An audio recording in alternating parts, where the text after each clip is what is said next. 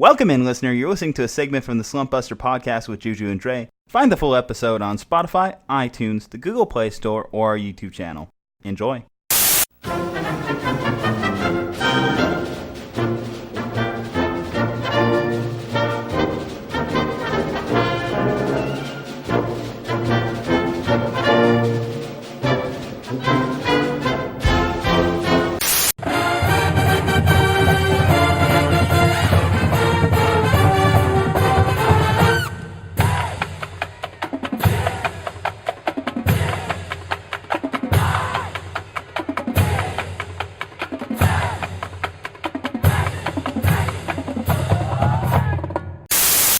Grande rivalry.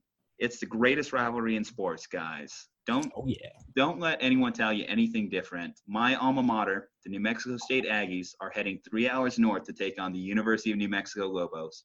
This game, an absolute bloodbath. The Iron Ball doesn't hold a candle. Nope. Ohio State wishes they could. And the Red River is just basically a stream compared to the Rio Grande. Preach. Win or lose, though, you know we'll buy a keg of booze, and we'll drink it to the Aggies till we wobble in our shoes. Hashtag guns up. Monologue ended. Put your guns down. Everybody knows everybody's a Lobo. All right. Listen, I'm an Aggie because I actually applied. Everyone's a Lobo because they went to Walmart and bought a shirt. Hey, I went to UNM, okay? I went there. Your mom went to college. What? Your mom went to college. Your mom went to college. Everybody's a Lobo. This is the best tailgate in town. Nobody holds a candle to the way we party down here for this historic rivalry.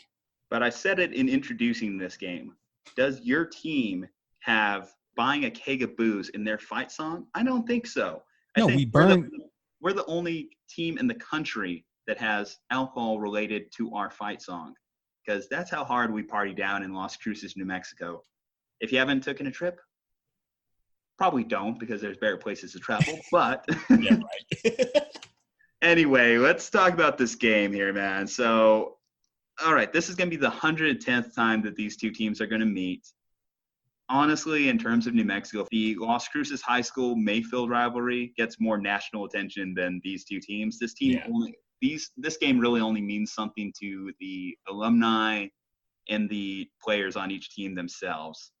And speaking on those teams, so Aggies 0-3 so far, but they haven't had the greatest schedule for them in the world. So they went on the road to face Washington State, number 23 in the country, lost 58-7. They went on the road to face Alabama, 55-point line. On the bright side, hey, they went under that. They only lost 62-10. Then they decided to face San Diego State. Former UNM head coach Rocky Long also had his way with them. That's a 31-10 victory for them. Now, when it comes to the UNM side of things, so they also got to face a ranked opponent here in the first few weeks. They went on the road to South Bend, Indiana, face Notre Dame. And, hey, they weren't so lucky when it comes to Vegas betting line. 35-point favorite Notre Dame ended up winning 66-14. They do have victory, though, out of these two teams. They beat Sam Houston for whatever that's worth. Pretty much you go to this game for the tailgate. Historically, especially a couple years ago when we were both ranked number 1 and number 2 in the worst college D1 programs in the nation. And now all of a sudden our old head coach is running offenses going crazy in Alabama where he couldn't do anything over here at UNM. I'm pretty sure the only thing Mike Locksley beat while he was at UNM was his other coaches.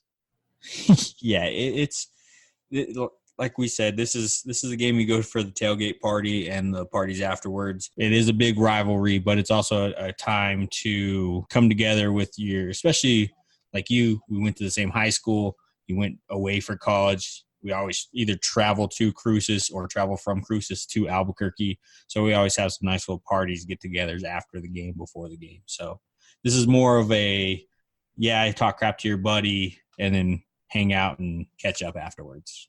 Yeah, so looking at the all-time series right now, UNM has a commanding lead, 71-33, and with 5 ties, which let's ignore the fact that ties were such a big thing in early football. That's where the series stands. UNM's a 4.5-point favorite right now for this game. In the last 3 years, NMSU's managed to pull down a couple victories, specifically ever since we got our head coach, Doug Martin, over there.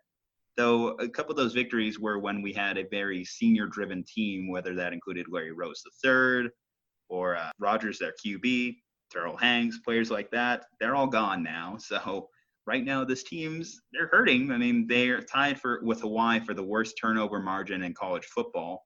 Doesn't help again when you're playing a Nick Saban defense in week 2, but still, they need to fix that if they want to have any chance in this game, really. When it comes to UNM, so they're going to be on their 3rd starting quarterback this year. Not necessarily their 3rd stringer, just this guy, Tavaka Toyoti?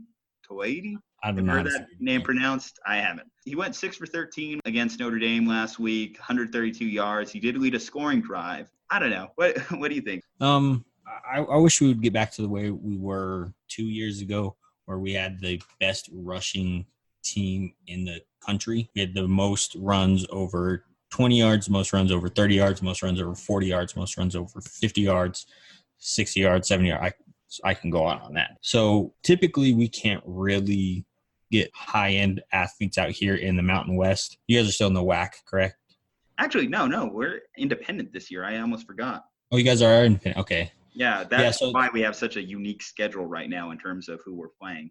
Yeah, so typically it's a little bit harder, smaller state, to get bigger name people. So typically you run more unique offenses, you run more running plays. You don't really aerate the ball as much because the top recruits usually out of the state will try to go to, Texas, Colorado, Arizona. If we can get back to running the ball the way Bob Davie, when he first came in, established that run, he established that hard-nosed culture, I think we can win this game. You guys typically beat us when it comes to shootouts. If we can grind this one out, I think we can win this one for us.